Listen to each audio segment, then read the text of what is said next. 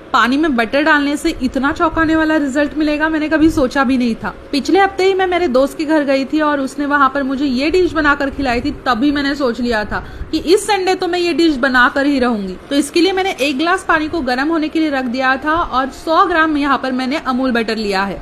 अब अमूल बटर को अच्छे से पानी में हमें मेल्ट करना है। बस मेल्ट होने के बाद तुरंत ही गैस की फ्लेम बंद कर देंगे और इसमें डालेंगे 1 कप भरकर मैदा। मैदे को हमें अच्छे से पानी और बटर में मिक्स करना है। हल्के हल्के हाथों से हम इसे मिक्स करते रहेंगे। अभी ये दिखने में थोड़ा सा अजीब सा लग रहा है, लेकिन जैसे जैसे आप इसे मिलाते जाओगे वैसे वैसे ये डो का शेप लेते जाएगा और जब ये अच्छे से बाइंड हो जाएगा तो कढ़ाई को ये छोड़ने लगेगा। अभी ये बहुत ही ज्यादा गर्म है, इसलिए इसे हमें ठंडा होने के लिए रख देना है। और अब अच्छे से ठंडा होने के बाद मैं इसके ऊपर सूखा मैदा डाल रही हूँ और अब हम इसे हाथों से मथेंगे। तो जिस तरह से आटा लगाते उसी तरह से हमें इस डो को मथना है और ये बहुत ही ज्यादा सॉफ्ट डो बनकर तैयार हो गया है। अब ये डो को हमें बस 10 मिनट के लिए रेस्ट देना है और 10 मिनट बाद हम इसकी लोइयां तोड़ लेंगे। तो इस तरह से मैंने सिलेंडर शेप का ये डो बना लिया है और चाकू की मदद से इसे मैं कट कर रही हूँ। और इस डो को जब मैं पका रही थी तो बटर और मैदे की इतनी अच्छी खुशबू आ रही थी कि मेरा पूरा घर महक उठा है। अब ये मैंने लोइयां कट कर लिए, अब इसके हम बॉल्स बना लेंगे। तो बटर की वजह से ये बहुत ही ज्यादा सॉफ्ट बनता है, तो इसलिए हमें हल्के हल्के हाथों से इसे राउंड करना है।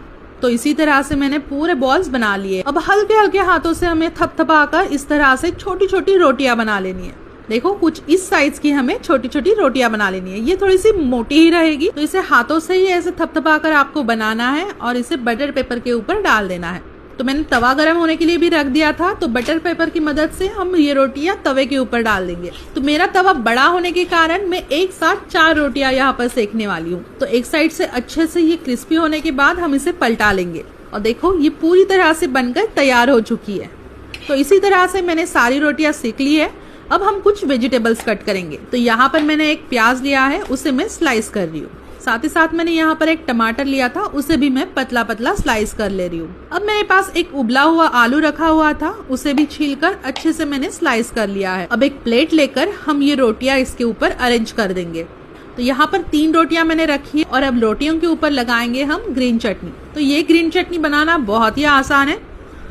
फ्रेश हरा धनिया, हरी मिर्च, कुछ कलियां लहसुन की, थोड़ा सा जीरा, नींबू का रस या फिर दही भी आप डाल सकते हैं और स्वादानुसार नमक डालकर इसे पीस लेना और बहुत ही ज्यादा टेस्टी ग्रीन चटनी बनकर तैयार हो जाती है। अब जो हमने प्याज स्लाइस करके रखे थे वो हम इसके ऊपर अरेंज कर देंगे। तो 2-2 प्याज के स्लाइसेस मैं यहाँ पर रख रही हूँ। साथ ही साथ 2 टमाटर के स्लाइस भी यहाँ पर मैं रख रही हूँ। फिर मैं इसके ऊपर रख रही हूँ स्लाइस किए हुए आलू। आप अपनी मनचाही कोई भी सब्जियां इसमें डाल सकते हैं, कॉर्न भी डाल सकते हैं या फिर शिमला मिर्च का भी आप इस्तेमाल कर सकते हैं। थोड़ा सा इसके ऊपर मैं चाट मसाला स्प्रिंकल कर रही हूँ ताकि जो हमारी वेजिटेबल्स है वो बिल्कुल भी फीकी ना लगे। अब ये मैं बच्चों के लिए बना रही हूँ, इसलिए मैंने यहाँ पर एक चीज की स्लाइस भी ऐड कर ली है। आप चाहे तो प्रोसेस चीज को घिस कर भी इसके ऊपर डाल सकते हैं। तो एक स्लाइस मैंने इसके ऊपर रख दिए और एक और रोटी लेकर अब हम उसके ऊपर केचप लगा रहे हैं। तो केचप को भी अच्छे से चारों तरफ से लगा लेना है। तो इसी तरह से मैंने पूरी रोटियों को सॉस लगा ली है और इसके ऊपर सैंडविच की तरह रख रही हूँ। और देखो ये बहुत ही मजेदार क्रिस्पी क्रिस्पी टेस्टी वाले बटर सैंडविच बनकर तैयार हो जाते हैं। आपके घर पे अगर कोई गेस्ट आते हैं, उन्हें कुछ अलग खिलाना चाहते तो इसे आप बनाकर खिला सकते। बटर की वजह से इस रोटियों का फ्लेवर बहुत ही अच्छा आता है। तो आपके गेस्ट तो आपसे पूछेंगे कि रोटी में ऐसा क्या डाला है कि इतनी क्रिस्पी और सौंधी सौंधी लग रही है।